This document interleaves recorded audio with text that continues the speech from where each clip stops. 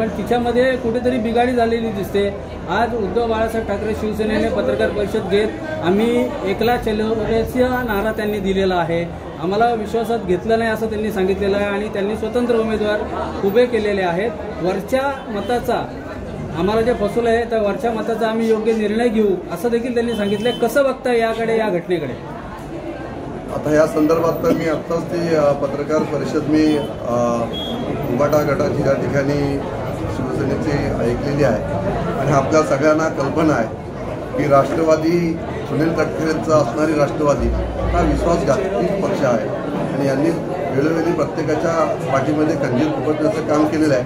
आज उबाटाच्या त्या कार्यकर्त्यांना त्या ठिकाणी त्यांना सुद्धा त्या गोष्टीची जाणीव झालेली आहे की त्यांना सुद्धा अशा पद्धतीने त्या ठिकाणी फसवण्यात आलेलं आहे। त्यामुळे आपल्याला सगळ्यांना कल्पना आहे की प्रत्येक वेळी जे पक्ष बरोबर घ्यायचे आणि त्यांना पूर्णपणे त्या ठिकाणी राजकीयदृष्ट्या सामाजिकदृष्ट्या उद्ध्वस्त करून लावायचे हाच त्यांचा धंदा त्या ठिकाणी आहे। त्यामुळे त्या उबाटावाल्यांना त्या ठिकाणी आता तरी त्यांना देवाकडनं सुबुद्धी मिळो आणि त्यांनी जे काही आता एकत्रपणे येऊन निवडणूक लढवण्याचा जो प्रयत्न त्या ठिकाणी सुरू होता तो आपल्याला सगळ्यांना कल्पना आहे की हिंदुत्वाच्या विचाराची युती आपण या ठिकाणी केलेली आहे। भारतीय जनता पार्टी, शिवसेना, RPI ही पारंपरिक असणारी या ठिकाणची अलायन्स आहे आणि राष्ट्रवादी हा विश्वासघाती पक्ष आहे आणि तो जे पक्ष त्या ठिकाणी घटक पक्ष बरोबर घेतील त्यांना त्या ठिकाणी संपवण्याचंच काम सुनील तटकरे आणि त्यांचे असणारे पिल्लावर करत आहे आणि आज ते खोपलीमध्ये त्यांना पाहायला मिळालेलं आहे। त्यामुळे त्यांना त्यांचं लखलाभ हो, आम्ही मात्र आमचा धर्म